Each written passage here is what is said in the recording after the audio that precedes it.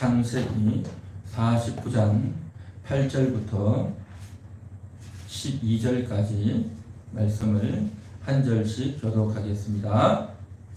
유다야, 너는 내 형제의 찬송이 될지라. 내 손이 내 원수의 목을 잡을 것이요 내 아버지의 아들들이 내 앞에 절하리로다. 유다는 사자 새끼로다. 내 아들아, 너는 움킨 것을 찢고 올라갔도다. 그가 엎드리고 웅크림이 수사자 같고 암사자 같으니 누가 그를 범할 수 있으라.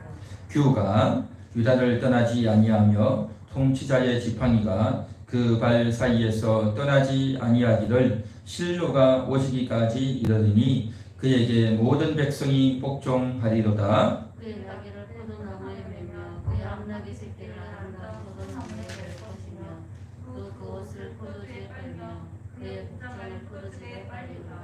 다같이 그의 눈은 포도주로 인하여 붉겠고 그의 이는 우유로 말미암아 희리로다. 아멘. 야곱이 마지막 순간에 12 아들들을 불러놓고 축복하고 있습니다. 첫째 아들 르우벤, 둘째 아들 시므온, 셋째 아들 레위에게는 거의 저주에 가까운 그러한 병고성의 이러한 말을 했다고 한다면, 네 번째 아들 유다에 대해서는 축복의 말을 그대로 쏟아붓고 있습니다. 그 축복의 내용은 바로 유다야, 너는 형제의 찬송이 될지라, 그렇게 말하고 있습니다. 또한 9절에서는 유다는 사자 새끼다 라고 말하고 있고, 그리고 10절에서는 규가 통치자의 지팡이가 떠나지 않을 것이다. 그리고 11, 12절에서는 포도주로 인해서 이제 내 옷을 빨 것이고 내 눈이 붉게 될 것이다 라고 하면서 네 가지의 축복을 지금 야곱이 하고 있습니다. 이것은 아버지의 인간적인 개인적인 그러한 뜻과 생각과 견해를 말하는 것이 아니고 성령님의 역사로 말미암아 하나님께서 허락하심을 따라서 자식들에게 이렇게 축복하고 있는 것이죠. 형제의 찬송이 되는 거예요. 찬송이 뭡니까? 찬송이라는 것은 마치 세종대왕 때 용비어천가와 같이 바로 왕을 찬양하는, 왕의 업적을 기리는 그러한 것들을 가리켜서 찬가다라고 하죠. 그런데 유다가 형제들의 찬송이 되는, 형제들이 유다를 인정하고 존경하고 높이는 그러한 일이 벌어질 것이다 라고 이야기를 하고 있죠. 그렇습니다. 유다, 그는 어떤 아들이었습니까? 요셉을 다른 형제들이 다 죽이려고 할 때 그 요셉을 살리죠. 그를 죽일 수 없다, 차라리 팔자라고 하면서 요셉에 대한 배려를 했던, 그러나 그렇게 팔자라고 했던 그것마저도 양심의 가책을 느끼고 굉장히 괴로워했던 사람이 유다 아닙니까? 뿐만 아니라 유다는 이제 애굽에 양식을 사러 갔을 때에 막내 아들 베냐민을 데려오라고 할 때에 베냐민을 데려오지 않으면 양식을 절대 살 수 없다라고 했는데, 그때에 아버지를 설득해서 베냐민을 데려가지 않습니까? 큰아들 르우벤이 아버지를 설득했지만 성공하지 못했고, 네 번째 아들 유다가 아버지를 설득해서 데리고 내려갔습니다. 또한 애굽에 내려갔을 때에 베냐민이 잡히게 되었고 총리의 은장을 훔쳤다는 그러한 제명하에 잡히게 되었고, 그때에 유다가 나서서 동생을 보내달라고, 우리 동생을 보내주지 않으면 우리 아버지가 죽습니다, 우리 아버지가 죽습니다 하면서 내가 대신 볼모로 잡히겠습니다, 내가 대신 감방에 가겠습니다 라고 말을 했던 거죠. 그렇게 하면서 자신의 동생을 책임지고 데려왔던, 그래서 아버지를 설득했던, 추상 같았던 애굽의 총리의 마음을 녹여냈던 놀라운 일을 했죠. 그로 말미암아서 어떤 일이 벌어졌습니까? 모든 형제들이 유다를 칭송하는, 유다를 인정하는, 유다를 존경하는 그러한 일이 벌어졌다라는 거죠. 8절 보면 이렇게 되어 있습니다. 내 손이 내 원수의 목을 잡을 것이요 내 아버지의 아들들이 내 앞에 절하리로다. 내 아버지의 아들들이 누굽니까? 형제들이잖아요. 형제들이 내 앞에 절한다는 거죠. 유다에게 절한다는 거죠. 자, 여기에서 획이 그어지고 있습니다. 20여 년 전에는, 그 전에는 어떤 일이 벌어졌습니까? 요셉이 꿈을 꾸었죠. 그 꿈을 꿀 때에 곡식단이 요셉을 향해서 절한다라고 하는 꿈을 꾸었고, 또한 해와 달과 또 별들이 요셉을 향해서 절을 하는 그 꿈을 꾸었고, 그 꿈 이야기를 할 때 모든 형제들이 미워했죠. 그러나 아버지는 그 마음에 두었죠. 다시 말해서 요셉에게 절한다고 하는 그러한 내용이 그대로 이루어졌죠. 언제요? 애굽에 양식을 사러 갔을 때, 그때 이루어지는 거죠. 그런데 그것은 바로 요셉이 한 20여 년 후에 이루어집니다. 총리가 되었고 양식을 팔 때, 양식을 사러 갈 때 그것이 이루어지죠. 그런데 이제는 형제들이 유다에게 절하리로다 라고 말하고 있습니다. 유다에게 절한다는 거죠. 이제는 분위기가 달라지는 겁니다. 요셉을 향해서 절을 했던 그 분위기가 이제는 유다를 향해서 절을 하는 그러한 일이 벌어진다는 거죠. 이것은 참으로 놀라운 사건인 겁니다. 우리는 여태까지 보면 요셉에 대한 이야기가 많죠.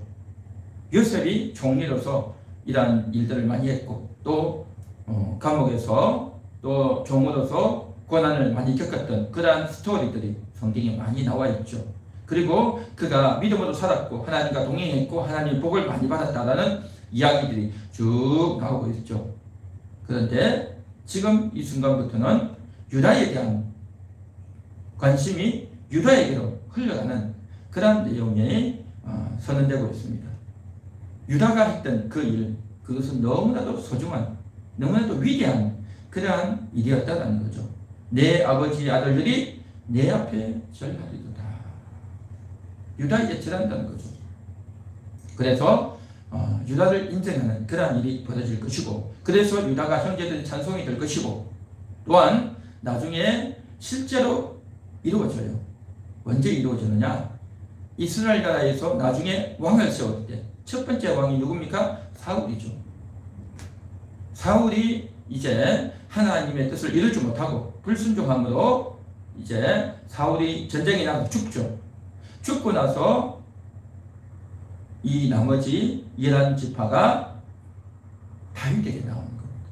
다윗에게 나와서 절을 하면서 당신이 우리의 왕이 되어주세요 라고 하죠. 다 와서 절을 합니다. 다윗에게 절을 한단 말이죠. 그 다윗이 누굽니까? 유다지파. 유다지파. 그래서 유다지파의 후손으로 이제 있었는데, 그 나머지 지파가 다 유다에게 와서 절을 하는 그 일이 실제로 이루어지는 놀라운 일이 벌어지는 거죠. 그래서 한 사람이 헌신하면, 한 사람이 정말 하나님의 인정을 받으면 그의 후손이 복을 받는, 그래서 출애굽기 20장에 나와 있는 주의 말씀을 순종하고 따르면 천대까지 복을 받는다라고 했던 그 말씀이 그대로 이루어지는 겁니다. 할렐루야. 주를 섬기고 복종하고 헌신하면 내 자신뿐만 아니라 내 후손 천대까지 복을 받는 그 일이 유다를 통해서, 유다를 시발점원해서 쭉 이어져 나아갔다라는 거죠. 그래서 그는 형제들의 존경을 받는, 형제들의 인정을 받는, 형제들의 찬송이 되는 그러한 자가 되었다는 거죠. 얼마나 대단한 복입니까? 두 번째 복은 이겁니다. 유다는 사자 새끼로다. 지난주에도 상세하게 말씀했듯이 바로 움킨 것을 놓지 않는, 한번 움켰으면 반드시 그 먹이를 놓치지 않는, 반드시 먹어치우는 그러한 사자 같은 속성이 바로 유다에게 있어서, 그 속성이 바로 아버지의 그 완강한 뜻을, 베냐민을 내어놓지 않으려고 했던 그 아버지의 뜻을 기어이 꺾어내죠. 그 추상 같았던 애굽 총리의 강팍한 강한 마음을 다 꺾어냈죠. 그게 뭡니까? 바로 자신이 담보가 되는 것 아니었습니까? 자신이 담보가 되겠다. 베냐민을 내가 책임지겠다. 만일에 못 데리고 오면 내가 담보가 되겠다. 그 담보의 내용이 뭡니까? 나에게 오는 내가 누릴 수 있는 권리를 다 포기하는 거죠. 아버지 야곱이 주실 수 있는 가장 귀한 것, 아버지가 가장 소중하게 여긴 것, 바로 축복이죠. 그 축복에서 내가 제외되겠다는 거죠. 그걸 내가 포기하겠다는 겁니다. 대단한 겁니다. 내가 가진 것이 무엇인지를 알고, 가장 귀한 것이 뭔지를 알고 그것을 스스로 포기하는 것. 그 일을 유다가 했고, 또 이제 요셉 총리에게 가서도 자신이 이제 책임을 졌던 거죠. 이것은 유다가 처음으로 그렇게 한 것이 아니라, 늘 그렇게 한 것이 아니라, 유다가 담보에 대해서 어떤 불미스러운 일이 있었죠. 그것은 바로 며느리 다말과 함께 동침한 거였죠. 물론 며느리인 줄 몰랐죠. 며느리에게 속아서 들어갔던 거죠. 그리고 나서 담보물을 줬습니다. 도장과 끈과 지팡이. 그러나 그 담보물은 뭡니까? 자신의 육신의 정욕을 위한 담보물이었죠. 자신의 육신의 쾌락과 육신의 정욕을 위한 담보물을 주었던 그 유다가 나중에는 자신의 그 담보물의 주인이 바로 며느리인 것을 알고 충격을 받고, 그럼에도 불구하고 그가 나보다 옳다라고 하면서 인정하죠. 그때에 나왔던 것이 담보물이었습니다. 그런데 유다가 이제는 그 담보를 자신의 동생 베냐민을 살리는 데 쓰고 있는 겁니다. 전에는 자신의 육신의 정욕과 쾌락을 위해서 담보물을 사용했다고 한다면, 이제는 그 담보를 자신의 동생을 살리는 일을 위해서 담보를 쓰는 겁니다. 전에는 도장과 끈과 지팡이였다고 한다면, 이제는 유다 자신의 목숨을 걸고 자신이 누릴 수 있는 모든 특권과 권리를 다 내려놓고 내가 감옥에 가겠다. 내가 동생 대신 감옥에 가겠다. 자신이 스스로 희생하겠다라고 했던 유다의 그 고백 앞에 추상같이 무서웠던 애굽 총리의 마음이 다 녹아져 자신의 정체를 드러낼 수밖에 없었던, 내가 요셉이다, 내가 요셉이다, 형님들이여 내가 요셉입니다 하고 자신의 정체를 다 밝혀버리지 않습니까? 유다의 그 고백 앞에서 이 동생이 돌아가지 않으면 아버지가 죽습니다. 아버지가 살지 못합니다. 아버지의 흰 무리를 엄부로 내려가게 할 수밖에 없습니다. 내가 이곳에 있겠습니다. 내가 감옥에 가겠습니다. 내가 이곳에서 갇혀있고 내가 영원히 갇혀있어서 죽을 때까지 내가 이곳에 갇혀있는다 할지라도 괜찮습니다 라고 하면서 죽기를 각오하고 그렇게 자기 자신을 담보로 그렇게 하겠다고 아버지에게 고백한 대로 그대로 애굽의 총리 앞에서 표현할 때에 그것은 총리의 마음마저도 흔들어 놓았던 거죠. 이런 놀라운 그 힘, 그것은 단순히 그의 고집이나 논리나 또 말에 힘이 센 목소리가 큰 그러한 것이 아니라 자기를 죽이는, 자기의 가장 귀한 것이 뭔지를 알고 그것을 스스로 포기하는, 바로 여기에서 아버지의 마음이, 요셉의 마음이 녹아졌지 않습니까? 이것은 바로 예수님의 성품인 겁니다. 예수님도 이 땅에 오셔가지고 스스로 자신의 목숨을 내어놓죠. 그러면서 예수님이 그런 말씀하셨습니다. 나는 스스로 얻을 권리도 있고 스스로 버릴 권리도 있다. 그러면서 자신의 목숨을 스스로 버리지 않습니까? 타인에 의해서 억지로 죽는 것이 아니라, 내가 누구처럼 자살하는 것도 아니라, 이것은 스스로 내 목숨을 내려놓는 그러한 놀라운 계명을 예수님께서 하나님께로부터 받았듯이 그 내용이 바로 유다에게 전달되어져서 예수님을 대신하는 그러한 그림자의 역할을 잘 수행하고 있는 모습이 다 나오고 있는 거죠. 그래서 사자새끼 같은 강력한 힘이 나오는 겁니다. 원래부터 강력한 것이 아니라 자기를 죽이니 강력해졌던 거죠. 예수님이 십자가에서 죽으니 그로 말미암아 많은 사람을 살리고 구원했듯이 자신을 죽일 때에 자기의 가장 귀한 것을 내려놓고 포기할 때에 더 귀한 것을 얻게 될 줄로 믿습니다. 이것이 바로 유다를 향한 사자새끼 같은 그러한 면모가 나타났고, 그로 인해서 놀라운 복이 또 임하는 거죠. 그래서 이제 유다의 이 속성은 유다뿐만 아니라 나중에 이제 이스라엘 지파들이 12지파들이 나아갈 때에 유다 지파가 항상 선두에 나갑니다. 그래서 12지파별로 이제 나가서 행진할 때, 출애굽할 때 가장 앞선 지파가 누굽니까? 유다 지파. 또 홍해 앞에 갈 때도 유다 지파. 그리고 모세가 바닷물을 쫙 가르는 거죠. 바닷물을 쫙 가르고 건너가라 할 때에 어떻게 합니까? 유다 지파가 제일 먼저 들어가는 거예요. 야, 그 바닷물이 갈라졌는데 그 바닷물이 갈라졌다가 다시 합쳐져 버리면 어떻게 하겠어요? 겁나는 거죠. 여태까지 바다 사이로 들어간 역사가 없고 바닷물이 갈라진 역사가 없어요. 가장 먼저 전진했던 지파가 유다 지파인 겁니다. 남들보다 먼저 앞서서 그 일을 행하는, 담대하게 행하는, 뒤에 있는 지파는요 그냥 따라 들어가는 거죠. 만일에 바닷물이 갈라졌다가 다시 합쳐져 버리면 유다 지파만 죽는 건 아니겠어요? 다른 뒷지파는 안전하겠죠. 그런데 끝까지 유다 지파가 모범을 보이고 앞서가니 다른 지파들도 다 따라서 홍해를 건너지 않습니까?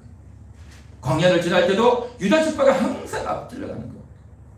그리고 또한 저들이 가나안에 들어가서 전쟁을 할 때도 항상 유다 지파가 앞서고, 그리고 또 모세가 죽고 여호수아가 죽고 나중에 사사시대에 들어왔을 때 그때도 이방민족이 쳐들어오면 가장 먼저 전쟁에 나가는 지파가 유다 지파인 겁니다. 항상 앞서는, 항상 모범을 보이는 바로 이 속성, 이 사자새끼 같은 이 용맹함이 바로 유다에게 있었고, 이것은 유다뿐만 아니라 그 모든 족속들에게 그대로 흘러갔어. 이 지파 사람들은 다 용감하고 다 담대한 그러한 속성들을 나타내는, 이게 바로 복 아니겠습니까? 이 복, 이 하나님의 복이라고 하면 우리는 너무나도 많은 경우에 있어서 돈이 좀 많아지고 땅이 좀 많아지고 건물을 갖고 있고 또 지위가 높아지고 눈에 보이는 이러한 것들이 많아야 복이다 라고 생각하는 그런 경향들이 있는데, 정말 복이 뭡니까? 이런 위기 앞에서, 이 환난 앞에서 담대히 나갈 수 있는, 두려워하지 않고 겁내지 않고 담대히 부딪힐 수 있는 이 용기, 이 복이죠. 이 유다 지파에게 주어진 복이었던 겁니다. 10절, 그러한 유다 지파에게 연이어서 그 담대함으로 인해서 주어졌던 게 뭡니까? 바로 규가 유다를 떠나지 아니한다. 통치자의 지팡이가 그 발 사이에서 떠나지 않는다. 규는 뭐냐면 지휘봉입니다. 성가대 지휘자가, 또 오케스트라를 지휘하는 자가 이제 가르치죠. 그 지휘봉을 가지고 알토, 테너, 베이스, 소프라노를 각각 지명할 때, 또 그 피아노 반주자를 지명할 때 누구를 지명하느냐에 따라서 그가 이제 소리를 내고 빨리 내고 느리게 내고 또 높게 하고 낮게 하고 이런 여러 가지 것들을 전체 지휘를 하듯이 마찬가지로 왕이 지휘봉을 가지고 지휘하는 겁니다. 저 멀리 있는 장군들이, 신하들이 다 알아들을 수가 없어요. 그러면 위에서 지휘봉을 가지고 왼쪽, 오른쪽, 위, 아래 딱 가르치면 알아듣는 겁니다. 말을 다 할 필요도 없어요. 지휘봉을 가지고 지휘만 해도 다 듣고 복종하는 겁니다. 이것은 왕만이 가진 그러한 특권이었던 거죠. 다시 말해서 왕이 나온다는 거죠. 규가 떠나지 않는다. 통치자의 지팡이가 떠나지 않는다는 말은 바로 왕권을 차지한다는 거죠. 이스라엘 나라의 왕을 세우고 있을 때 첫 번째 왕이 사울이었죠. 사울은 베냐민 지파입니다. 그 베냐민 지파였던 사울이 하나님의 뜻을 이루지 못하고 하나님께 순종하지 못하고 하나님을 믿지 못하고 아주 조급하게 성급하게 행동함으로 말미암아 그는 이제 죽고 말죠. 그가 죽고 나서 왕권이 어디로 가느냐? 그의 아들들에게 간 것이 아니라, 그의 아들 요나단에게 간 것이 아니라 다윗에게 간 겁니다. 다윗, 바로 유다 지파. 그래서 다른 11지파가 다 유다에게 와서, 유다 지파였던 다윗에게 와서 고개를 숙이고 당신이 우리의 왕이 되어주십시오 라고 이야기하는 거죠. 다윗이 내가 왕이 되겠다, 나에게 복종하라, 나에게 고개 숙이라 그렇게 하지 않았습니다. 강제로 왕위를 찬탈한 게 아니었어요. 저들이 다 고개 숙이고 왕관을 가지고 와서 왕이 되는 거죠. 하나님의 약속이 유다를 통해서 하셨던 그 약속이 드디어 다윗을 통해서 이루어졌던 겁니다. 대단한 거죠. 그 왕이라고 하는 것은 아무나 위에 올라가는 것이 아니라 용기가 있어야 됩니다. 지혜가 있어야 되는 겁니다. 사람들을 이끌 만한 리더십이 있어야 됩니다. 백성들을 사랑하고 아끼는 긍휼의 마음이 있어야 돼요. 모든 것들을 이제 공적으로 처리할 수 있는 그러한 공정함이 있어야 됩니다. 이러한 여러 가지 속성들이 왕에게 필요하죠. 그래서 유다는 또 다윗은 이러한 일들을 다 함께 해냈던 겁니다. 또 누구보다도 앞장서서 전쟁에 나설 수가 있어야 되는 거죠. 대단했습니다. 이스라엘 백성들이 가나안에 들어갔지만 여호수아와 함께 가나안에 들어갔지만 저들이 가나안 땅을 다 정복하지 못했어요. 일부 남아 있었어요. 그 일부 남아 있는 그 족속들이 바로 나중에 이스라엘에게 가시가 되어서 늘 괴롭히고 공격을 했죠. 그래서 수백 년 동안 그들을 다 차지하지 못했습니다. 그런데 그때 남아있던 그 땅을 깨끗이 정리하고 다 완전하게 퍼펙트하게 정복했던 사람이 누구냐? 바로 다윗입니다. 다윗 때에 와서 가나안의 모든 땅이 다 차지하고 다윗 때에 와서 저 남방 지역까지 저 북단 지역까지 다 차지하는 겁니다. 그것은 바로 하나님이 아브라함에게 약속하셨던 내가 섰던 곳에서 동서남북을 바라보라 바라보기만 했던 그리고 모세가 가나안에 들어가지 못하고 저 동서남북을 바라봤던 그 땅 최북단, 최남단, 최서단, 최동단을 다 모세가 바라봤고 아브라함이 바라봤는데 바라만 보았는데 그 땅이 현실화되기까지는 시일이 걸렸죠.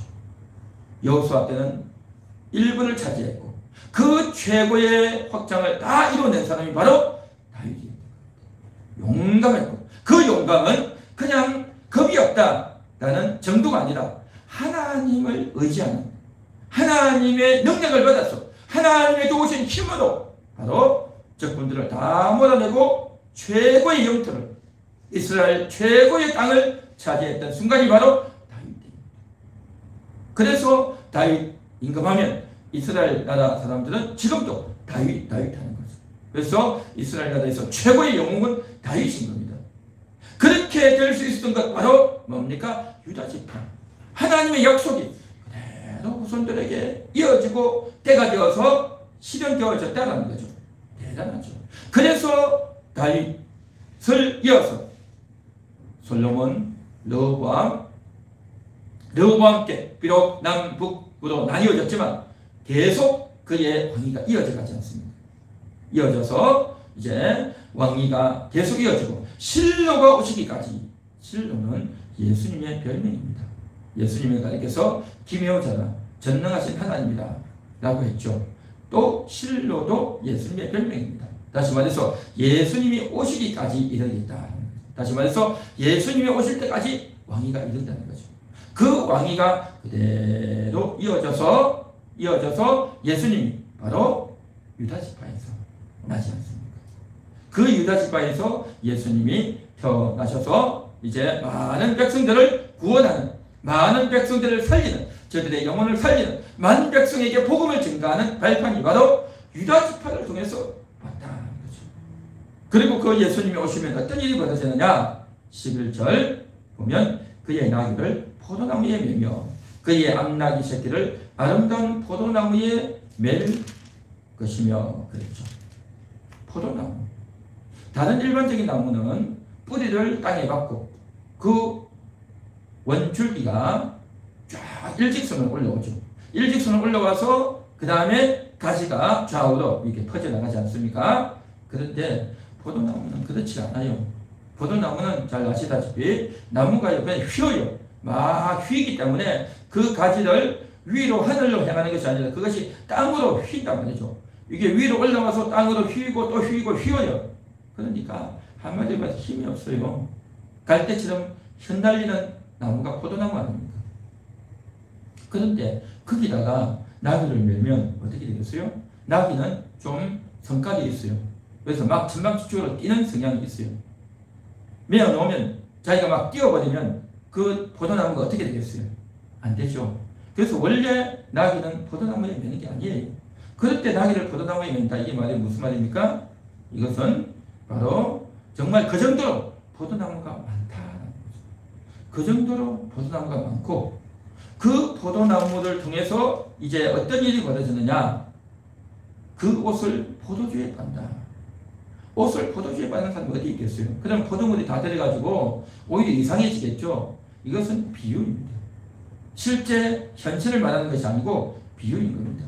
옷을 포도주에 빤다라는 것, 그것은 바로 성경에서 옷이라고 하는 것은 바로 우리의 육신의 몸을 가리는 옷. 옷이라고 하면 기본적으로 우리의 부끄러움을 가리기 위해서 또 바깥에 추위를 막기 위해서 입는 것이 옷 아니겠습니까? 그런데 우리가 아무리 옷을 입어도 여전히 부끄럽고 여전히 차갑고 여전히 마음이 괴롭단 말이죠. 마음의 옷, 그게 문제라는 거죠. 여기서 말한 이 옷은 바로 마음의 옷인 겁니다. 우리 마음을 가릴 수 있는 옷, 그게 뭐냐 말이죠. 그것은 바로 우리의 행실인 겁니다. 성경 신약에 보면 옷은 성도의 행실이다, 그렇게 말했어요. 옷은 성도의 행실. 다시 말해서 성도의 행실이 겸손하고 아름답고 담대하고 지혜 있고 성결하고 이렇게 되어질 때에 그것이 그 사람의 옷이 되는 겁니다. 한마디로 말해서 품이 있고 존경할 만하고 사랑할 만하고 아름답고 정말 사랑이 있는 믿음이 있는 그러한 아름다운 성품, 이것이 바로 옷이라는 거죠. 그래서 너희가 옷 입어라, 새 옷을 입어라 라고 할 때 그 옷은 그냥 깨끗한 옷, 우리가 육신의 몸에 입는 그 옷이 아니라 우리의 성품을 아름답게 갖고라는 거죠. 그런데 우리의 성품이 아름답습니까?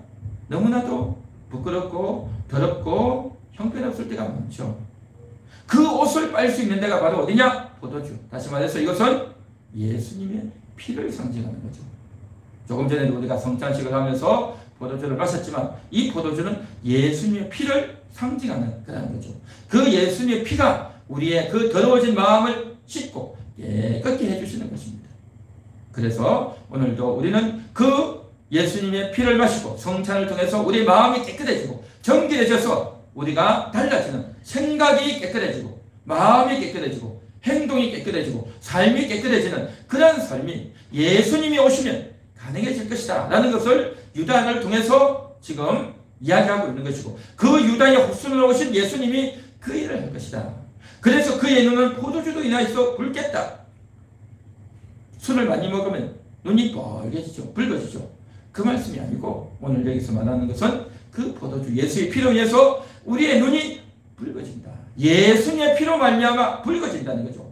그렇지 않으면 우리의 눈으로 육신의 눈으로 뭘 봅니까? 세상의 것을 보고 간판을 보고 TV를 보고 온갖 욕심과 또 더러운 것들을 보고 그것들이 우리의 뇌에 들어가고 우리의 생각에 우리의 마음에 들어와서 욕심과 온갖 더러운 것과 잘못된 것들을 배우지 않습니까? 그런데 그렇게 더러워졌던 그 눈을 씻어주겠다는 겁니다. 포도주로 인해서 붉게 예수의 피로 붉게 예수의 피로 바꾸어주고 우리의 보는 시야를 우리의 보는 세상을 바라보는 그 감각과 시야를 교정시켜주겠다. 깨끗게 하겠다. 정결케 하겠다. 그런 말씀인 거죠. 할렐루야. 예수님으로 말미암아 이런 효력이 예수의 피의 효력이 이렇게 나타나는데 그 일이 바로 예수님을 통해서 그 예수님이 누구냐? 유다의 후손이라는 거죠. 우리의 아들이 우리의 딸이 우리의 후손이 해서 이런 위대한 인물이 이런 대단한 인물이 나오면 그 아버지 그 할아버지 그 순조가 자랑스러운 겁니다. 예수가 나온 그 지파 유다 지파는 정말 존경스러운 예수를 보유하고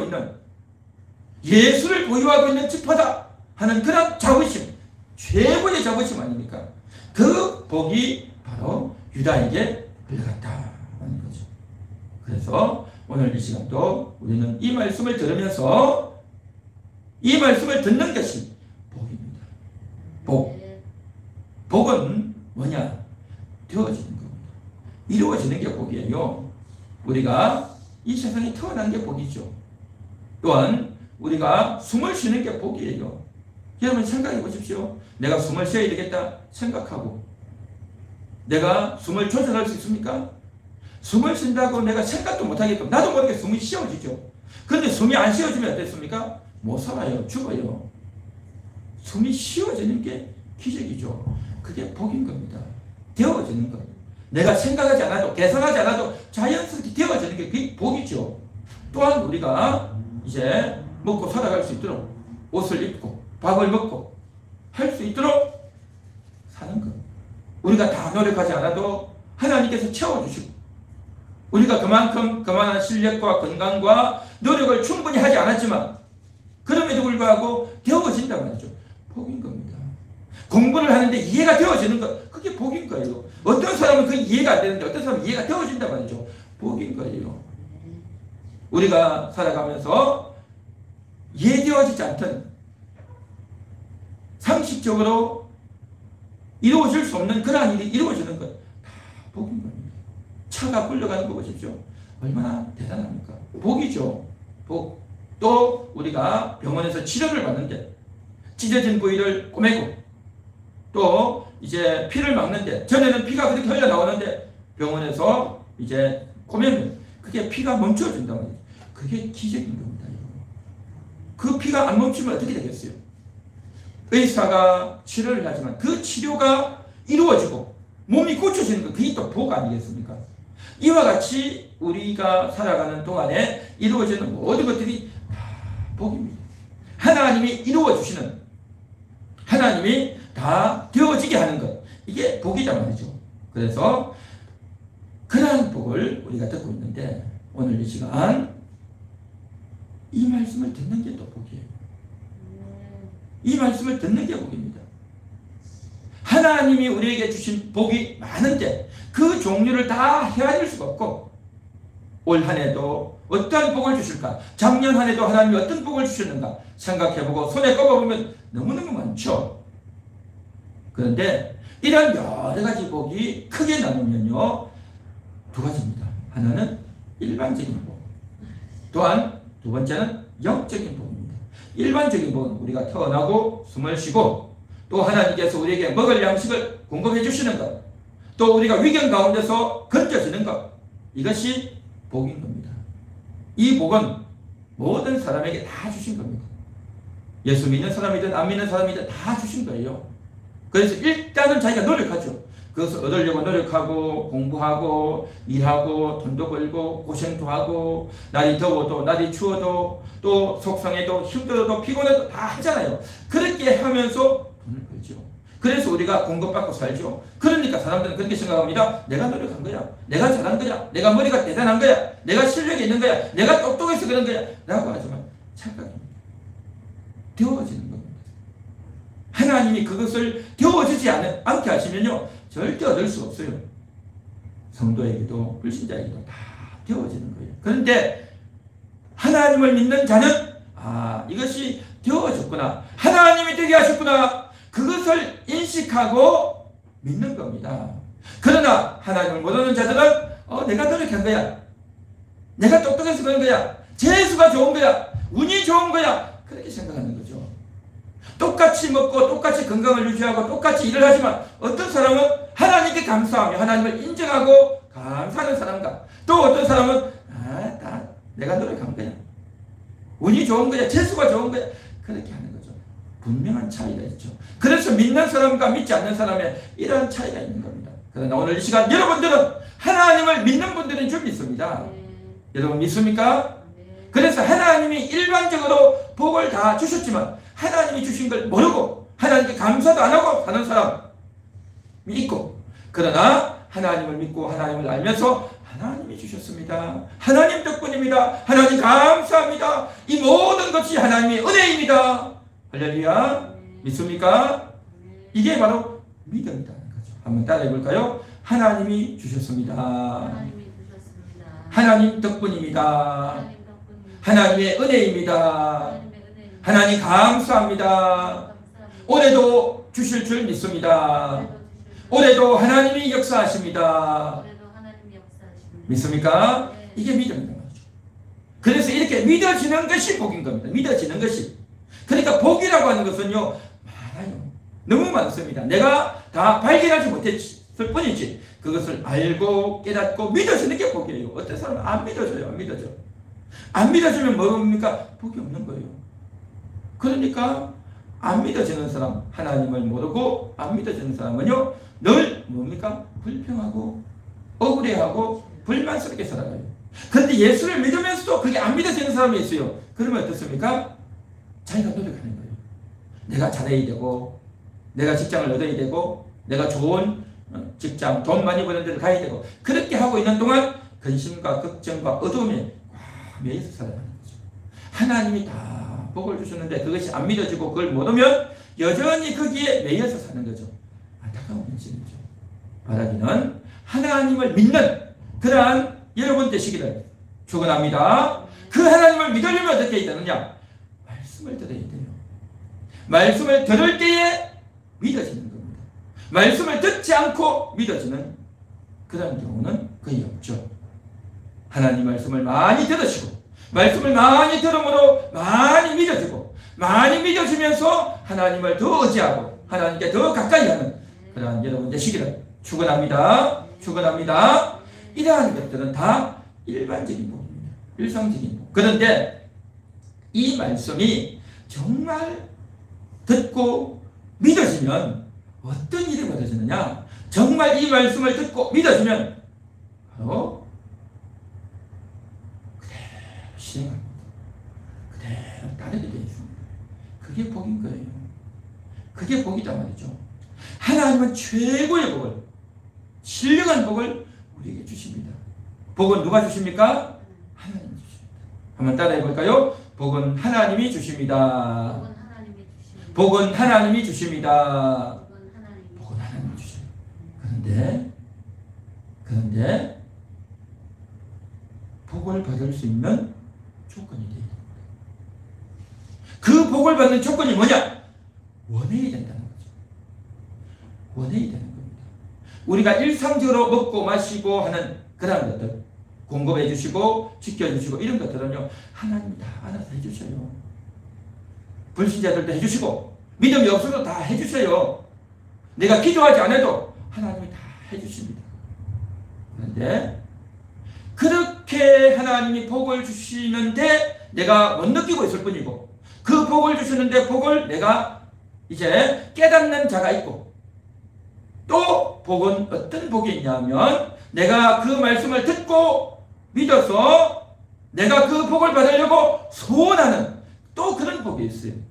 하나님이 갖고 있는 복은 너무 많은데 그냥 주시는 것, 그냥 자연적으로 공짜로 다 주시는 것 뿐만 아니라 내가 원하고 소원하고 기도하고 바라고 해야 주시는 복이 있어요.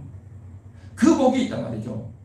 첫 번째 주셨던 일반은 종의 복은 다 받았어요. 불신자에게도 다 주는 거예요. 이제는 그 복을 하나님이 주셨다는 것을 믿고 인식하고 감사하는 자가 있고, 이제는 또 한 걸음 더 나아가서 내가 하나님의 말씀을 듣고 그것을 믿었기 때문에 그것을 더 많이 원하는 하나님께 매달려서 받으려고 하는 그것이 있어야 된단 말이죠. 그게 바로 뭐냐? 오늘 유다에게 주셨던 이 복인 겁니다. 유다에게 주셨던 복, 다른 말로 하면 이겁니다. 형제들에게 존귀 여김을 받는 복이었어요. 남들에게 인정받고 존경을 받는 복, 또한 어떤 환경과 또 어려운 사람을 만나도 당당히 나아갈 수 있는 그 용맹한 그 복, 또한 지위가 높아져서 모든 사람을 다스릴 수 있는 그러한 리더가 되는 그 복, 또한 매사 모든 순간마다 예수의 피를 공급받는, 예수의 피로 말미암아 변화되고 새로워지는 복, 이 다 유다에게 주신 복인 겁니다. 대단한 복, 놀라운 복이죠. 이 복은 영적인 복입니다. 영적인 복이에요. 내가 노력해서 얻는 것이 아니라, 내가 실력을 쌓아서 내가 훈련해서 얻는 것이 아니라 바로 하나님이 주셔야 되는 복이다라는 거죠. 이 복은 뭐냐? 바로 헌신을 통해서 죽도록 충성할 때 하나님이 주시는 겁니다. 다시 말해서 우리가 그런 인생을 살 때에, 하나님의 말씀을 순종하며 살 때에 나는 틀렸습니다, 나는 틀려먹었습니다, 하나님이 옳습니다 라고 했다. 처음에는 며느리 다말에게 속았어. 그냥 자기 아내가 죽고 외롭고 심심하니까 아무 여자나 들어가자 해가지고 했는데 알고 보니 그게 며느리였단 말이죠. 며느리에게 속아서 관계를 맺어서 자식을 낳았지만, 그러나 그 며느리의 진심을 보고 내 막내 아들을 그에게 주지 않았기 때문이다 라고 알아차린 거죠. 그러면서 하나님의 상속자에 대한 인식을 깨닫는 거예요. 그러면서 며느리가 맞다, 인간적으로 윤리적으로 보면 몹쓸 여자 아닙니까? 어떻게 여자가 이럴 수 있습니까? 어떻게 며느리가 시아버지를 속이고 이렇게 할 수 있습니까? 하고 그를 당장 내치고 죽여버리고 그렇게 할 수도 있겠죠. 그런 권한도 있었죠. 그렇게 하지 않고 인정하는 겁니다. 그의 진심을 인정하고 이 상속자를 그에게 주지 않았던 것, 하나님의 뜻을, 여호와의 언약을 이어가려고 하는 이 여자의 진심을 알아차려야 된 겁니다. 그래서 자신이 틀렸고 하나님이 이 모든 일을 하셨다, 하나님이 이 모든 일을 하셨다는 것을 인정한 겁니다. 대단한 거죠. 그래서 유다가 그렇게 자기 자신을 내려놓습니다.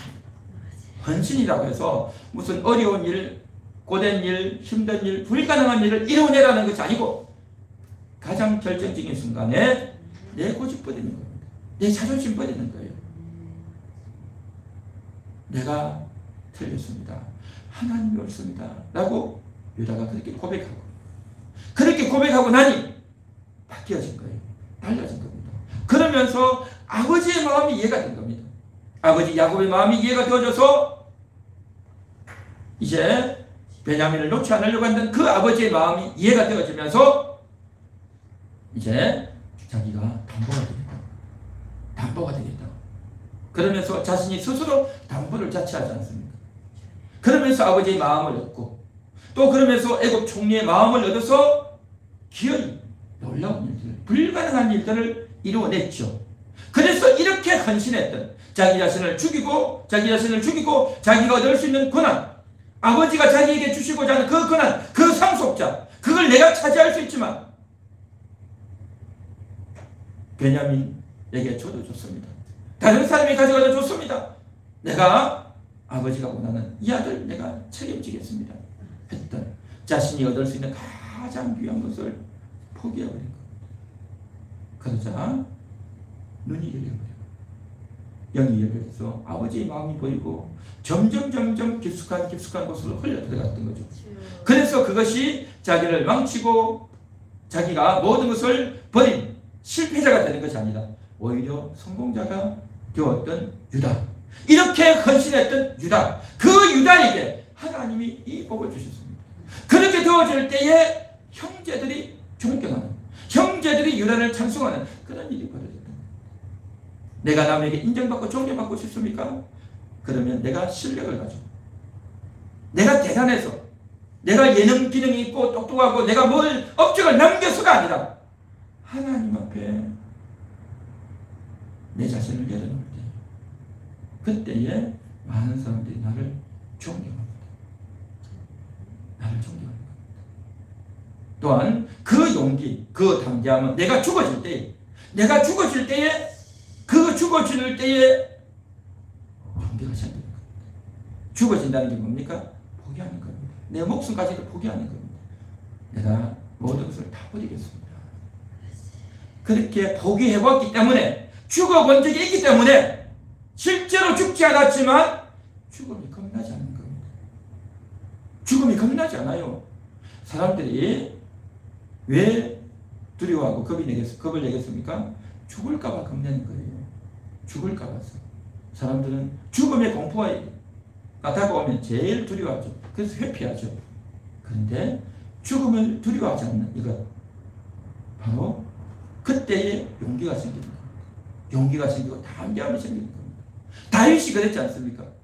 그 유다가 가졌던 그 용기가 다윗에게 흘러가서 다윗이 그렇게 용감하게 적군과 전쟁에 나가서 두려워하지 않고 담대하게 싸우는 겁니다. 그것은 본인이 용기만 가진다고 되는 것이 아니라 하나님이 지켜주셔야 되는 거죠. 할렐루야. 용기에는요, 자기만 겁없이 나가서 되는 게 아니라 어떤 사람은 겁없이 나갔다가 죽는 사람도 있어요. 그렇죠. 겁없이 나가는 그 용기도 필요하지만 그 겁없이 나갔을 때에 죽지 않고 보호되어지는 것, 바로 하나님의 은혜인 거죠. 그래 이게 복인 겁니다. 그러니까 사람의 용기가 겁없는 성품만 가졌다고 되는 게 아니라 하나님이 실제로 지켜주시는 게 있는 거죠. 이게 바로 뭐냐? 하나님이 주신 복인 거죠. 복. 그리고 왕을 차지하는 이 복, 이 모든 것들이 다 하나님이 주신 겁니다. 이것은 헌신할 때 주십니다. 이미 하나님은 여러분에게 다 복을 주셨어요. 육신의 양식을 주시고 가정을 주시고 건강을 주시고 여러분의 자녀들과 가족들을 다 지켜주셨습니다. 이 코로나의 위기 가운데서도 하나님이 우리 성도님들을 지켜주시고 함께 하시는 줄 믿습니다. 또한 여러분의 영혼을 건져주셨고 날마다 이 말씀을 통해서 은혜 받게 하시고 깨닫게 하시고 하나님 때문에 기뻐하고 즐거워하게 하셨고 할렐루야, 이미 복을 다 주셨어요. 그런데 이것으로 우리는 만족할 수 없단 말이죠. 이것으로 끝낼 수 없단 말이죠. 우리는 인생을 살아야 됩니다. 어떤 인생? 바로 헌신하는, 나 자신을 죽이는, 나 자신을 죽이고 포기하지만 그러나 하나님이 죽이지 않고 살려주신단 말이죠. 다시 말해서 그렇게 하면 내가 모든 것을 포기하는 것 같은, 죽을 것 같은 두려움과 염려와 욕심에 사로잡혀 있던 이 마음을 다 내려놓으면 하나님이 부어주시는, 생각지 못했던 것들을 부어주시는 그러한 역사가 있게 될 줄 믿습니다. 할렐루야. 이 복이 여러분에게 있기를 축원합니다. 다시 말해서 이 복은 하나님이 주시는데, 하나님이 주셨는데 이미 복을 받았지만 그러나 더 큰 복을 받기 위해서는 내가 원해야 되고, 원한다는 것은 내가 헌신하고 나 자신을 내려놓아야 되는 겁니다. 그렇게 할 때 하나님의 더 큰 복을, 정말 다스리는 복을, 왕같은 제사장 같은 그 복을 받아 누리게 될 줄로 믿습니다. 아멘. 오늘 말씀을 생각하시면서 우리 다 같이 통성으로 기도합니다. 하나님 감사합니다. 하나님